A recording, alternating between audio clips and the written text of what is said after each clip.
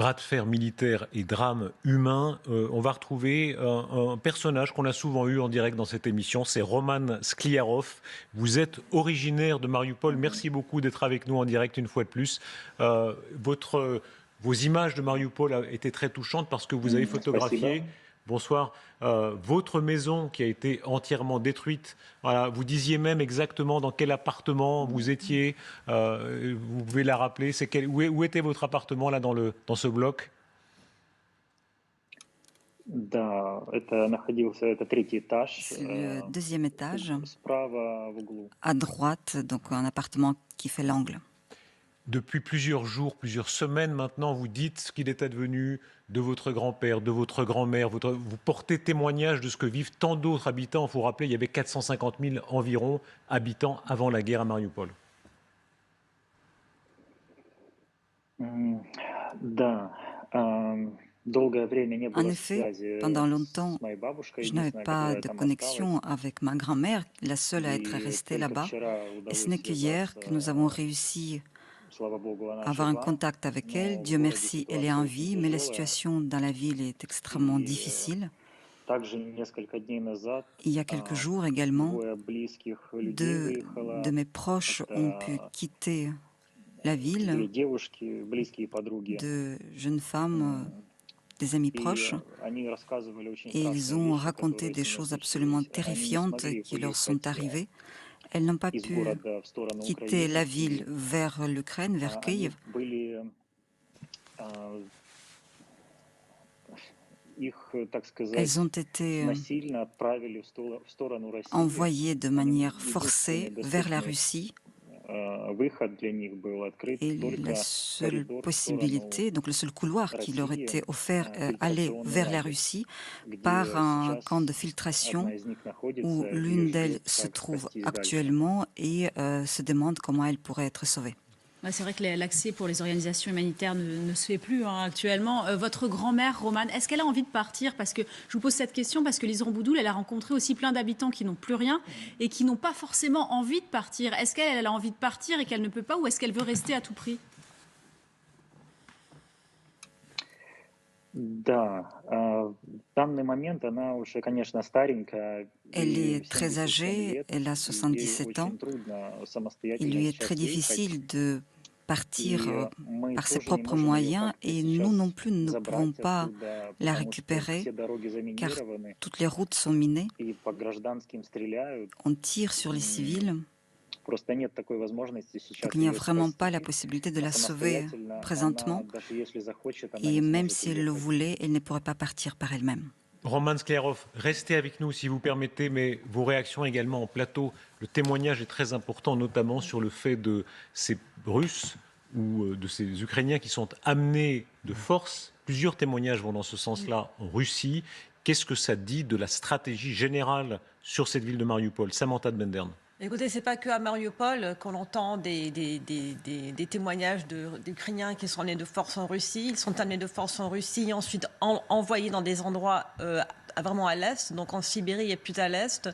Il y a aussi des témoignages qui sortent d'enfants qui sont scolarisés de force et d'enfants qui sont ukrainophones qu'on prend et à qui on commence à dire maintenant il faut oublier la langue ukrainienne, il faut apprendre la langue russe. Il y a des camps pour enfants qui sont en train d'être mis en place en Crimée pour les enfants ukrainiens des nouvelles zones sous occupation, donc comme Kherson par exemple, où on planifie d'envoyer des enfants cet été. Donc si vous voulez, on va peut-être aborder un sujet qui est très sensible, mais il y a beaucoup de définition ici de ce qu'on appelle un génocide. Ce sont ce genre de choses qui fait que les Ukrainiens parlent de génocide. Moi, je ne parle pas de génocide, mais je veux dire qu'il y a des signes quand même qui sont en train d'encourager ce débat. Et on va y revenir effectivement, puisque c'est une demande du président Zelensky. Ce soir même, on l'a rappelé aux Européens de dire « Venez constater de vos yeux, vous verrez qu'il y a un génocide ». Mais c'est un sujet de débat dans un instant. Si on reste à l'exposé des faits, notamment à Mariupol, est-ce qu'il y a une forme de russification qui est déjà en cours? En tout cas, il y a une volonté. Alors, quand on voit ces images qui sont absolument incroyables, d'horreur, on a l'impression de scènes de tremblement de terre. On a une ville après un tremblement de terre. En tout cas, quand on lit ce que disent les experts militaires, il y a une volonté de se débarrasser des civils qui sont là pour en finir avec la présence militaire, le dernier résidu. Je parle sous votre contrôle, mon général, mais on a l'impression que c'est une question d'heure ou de jour. S'il n'y a pas de munitions, on ne voit pas comment, compte tenu de la supériorité des tirs russes et des Russes qui sont sur le combat, et comment ils peuvent se sortir.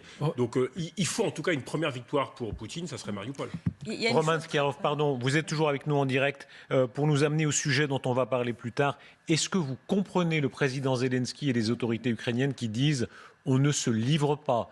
Vous savez que certains en Occident commencent à dire « ils devraient céder, ça ne sert à rien, ils vont tous mourir ». Quel est votre avis ? Я согласен с нашим президентом абсолютно. Je suis d'accord avec notre président. On ne peut pas se rendre car c'est notre liberté et le peuple ukrainien n'acceptera jamais de vivre en dictature de Poutine et vivre selon les règles étrangères. En outre, nous sommes parfaitement conscients aujourd'hui qu'on veut nous priver de notre culture, de notre langue ukrainienne et même de nos passeports ukrainiens. Les gens qui sont déportés, on veut les priver de leur citoyenneté, de nos droits et de nos libertés.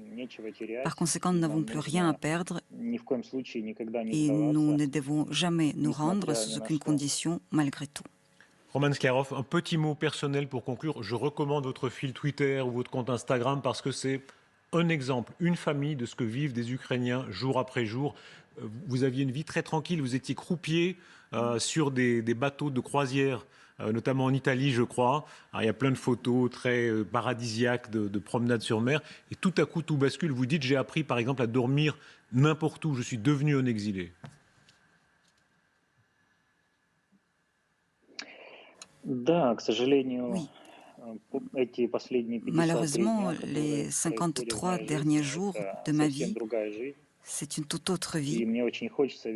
J'ai très envie de récupérer ma vie d'avant, qui était faite de voyages, de croisières, de travail que j'aimais. J'ai très envie de revenir à une vie normale que les Russes nous ont pris. Dans cette situation, nous sommes des otages de cette guerre. Et nous avons envie de nous battre pour notre avenir et récupérer notre vie, la vie que nous avions grâce à notre liberté. Roman Sklarov, merci beaucoup, habitant de Mariupol, exilé maintenant. Merci beaucoup d'avoir témoigné pour nous en direct sur LCI.